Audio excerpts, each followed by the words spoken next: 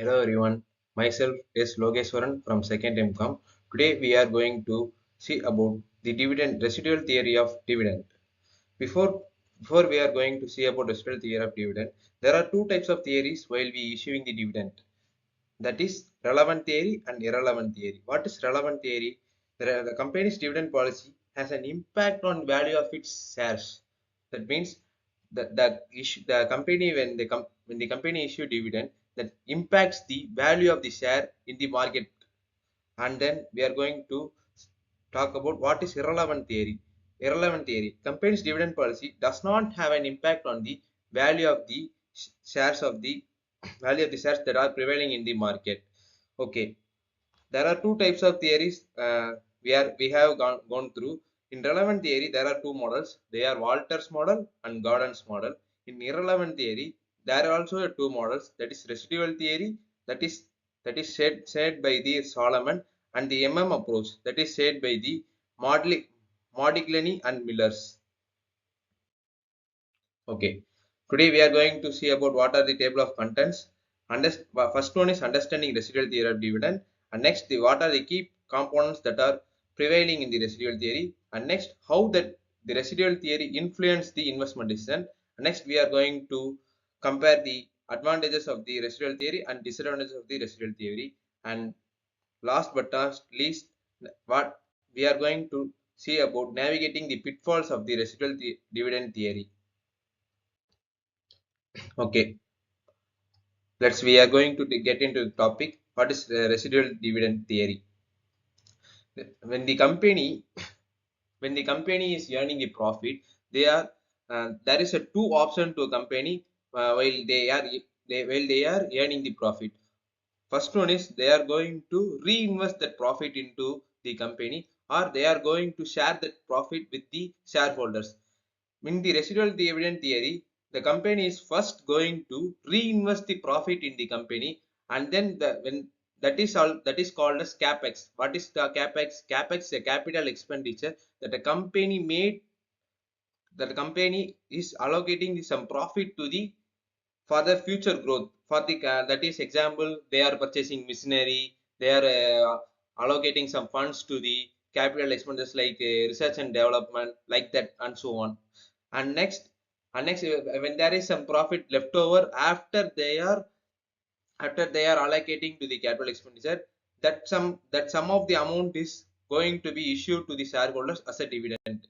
That only the residual dividend theory is going to be said. Okay, and then we are going to see what are the key components of dividend policy which are followed in the residual theory. The first one is residual theory first prioritize their retaining their earnings. That is, they are going to retain their profits in the company. That is called as a retained earnings. Okay, why they are retaining the earnings? The retaining the earnings is for their future growth, future sustainable growth by retaining the earnings. Then the company is more. What are the key factors in the residual theory of dividend policy? This approach leads to a more disciplined investment strategy that is focusing on long-term value creation. That means they are going to create a value for the shareholders in the long term. They are not issuing the profit at a short time to um, to satisfy the shareholders at a short term like instant gratification. They are not going to give us instant gratification to the shareholders. Okay, next we are going to see what are the influence that are created by the residual theory on investment decision. First, from the basic we have seen residual theory only allocate some dividend after the leftover earnings that are after allocating to the capital expenditure. And then management must prioritize essential investments to maximize shareholders value that are created by potentially reducing or eliminating dividends until profitability opportunities are fully financed under the residual dividend approach. That is, they are saying that when there is some meager amount that are available after they are optimizingly used the funds that are to be creating a value to the shareholders. Okay, then this theory influences how firms assess project funding, compelling management to evaluate the financial returns on investment against dividend policies, ensuring optimal capital allocation. The word optimal is very important here. Okay, then we are going to see we are going to the next slide. What is the advantages of residual dividend theory? First advantage, in long term, the company gets the value. The value will the value will give like a capital gain to the shareholders. They are holding the shares in the market. Okay, we are going to see the advantage of residual dividend theories. First one is enhancing the financial flexibility. How the financial flexibility is made? The first they are going to search what are the important needs that the company has going to gone through in the current situation for the capital expenditure.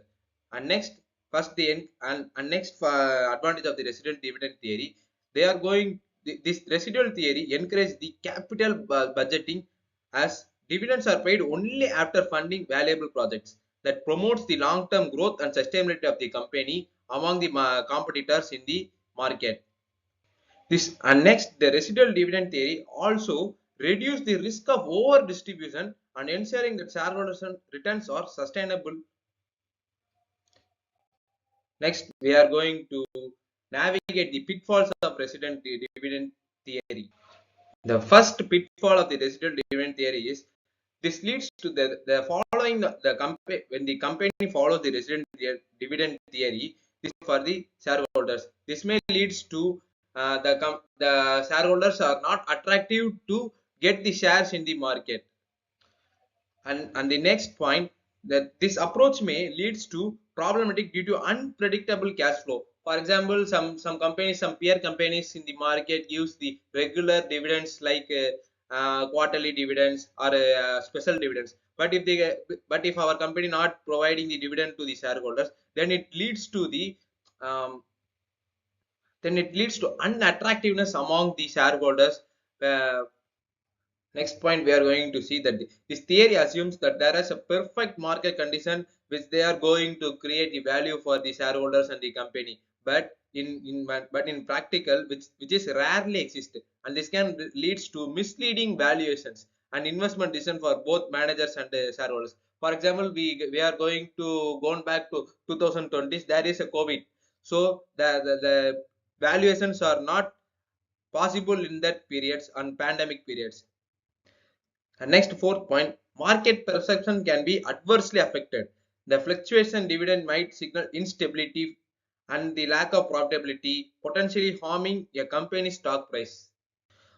For example, this year the leftover profit is 100 crores, and the previous year there is a 50 crores, and in the upcoming years the leftover profits are going to decrease.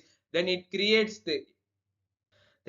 a thought that the lack of profitability among the shareholders. So it may harm the company's stock price. And in addition to the PPT, some points are there which are going to be explained by me. If the company following the residual dividend theory, the company stock price may be high in the future terms. For example, in India, some companies follow residual dividend theory policy. For example, I am holding the PTCIL company, which follows the residual dividend theory. What they are doing in India is they are doing capex investments. That is the capital expenditure investment. They are going to allocate their profits in the research and development. They are making the purchase of the machineries. The which are going to create values in long terms, and they are following the trends, what are the needs that are prevailing in the market, and they are following the trends. This can be done only through capital expenditures. Thank you for watching. Thank you.